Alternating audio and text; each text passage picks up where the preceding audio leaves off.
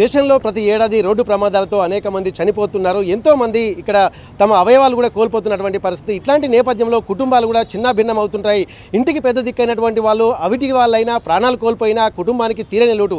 దీన్ని దృష్టిలో పెట్టుకొని ఇక్కడ central government and state government కూడా ఎప్పుడు ప్రతిసారి ఒక ఇనిషియేషన్ తీసుకుంటుంది. అందులో భాగంగా రోడ్డు భద్రతా వారోత్సవాలని చెప్పి నిర్వహిస్తుండటంతో ఇక్కడ అనేక అవగాహన కార్యక్రమాలు కొన్ని స్వచ్ఛంద సంస్థలు నిర్వహించడంతో పాటు ప్రస్తుతానికి ఇక్కడ district legal services authority Hanumakonda ఆధ్వర్యంలో కూడా అనేక కార్యక్రమాలు కూడా రూపొందుతున్నాయి. అందులో భాగంగానే ఇక్కడ రోడ్ సేఫ్టీ సంబంధించి కూడా జనవరి మాసంలో జరిగేటువంటి కార్యక్రమాలకు కూడా ఒక ర్యాలీ చేపట్టి ఒక భద్రతా వారోత్సవాల సందర్భంగా కూడా ఒక మంచి కార్యక్రమాలకు శ్రీకారం చుడుతున్నారు. ప్రస్తుతానికి డిస్ట్రిక్ట్ లీగల్ సర్వీసెస్ అథారిటీ ఏం చెప్తారు, రోడ్డు భద్రతా వారోత్సవాల మీద ఎట్లాంటి ఇనిషియేషన్ తీసుకోవాలి, ఎంతోమంది ప్రమాదాల బారిన పడుతున్న నేపథ్యంలో డిస్ట్రిక్ట్ సివిల్ జడ్జి గారు ఒకసారి మనం మాట్లాడదాం. నమస్తే మేడం, ఇప్పటి వరకు రోడ్డు భద్రతా వారోత్సవాలు అనేక చేపడుతున్నప్పటికీ కూడా ప్రమాదాలు మాత్రం పెరుగుతూనే ఉన్నాయి.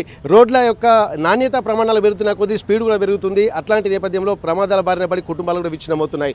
మీరు ఈ అవేర్నెస్ కార్యక్రమం ద్వారా ఇప్పుడు ప్రస్తుతానికి లాస్ట్ ఇయర్ ఎంతమంది విగతజీవులుగా మారారు, ఎంతమంది తమ అంటే అంగవైకల్యాలు పొందారు, మీకున్నటువంటి ఇన్ఫర్మేషన్ ఎట్లుంది మేడం, ఏం చేస్తే బాగుంటుంది? లాస్ట్ ఇయర్ రోడ్ యాక్సిడెంట్ సమాచారాల ప్రకారంగా 4.5 lakhs మెంబర్స్ రోడ్ యాక్సిడెంట్ బారిన పడ్డారు.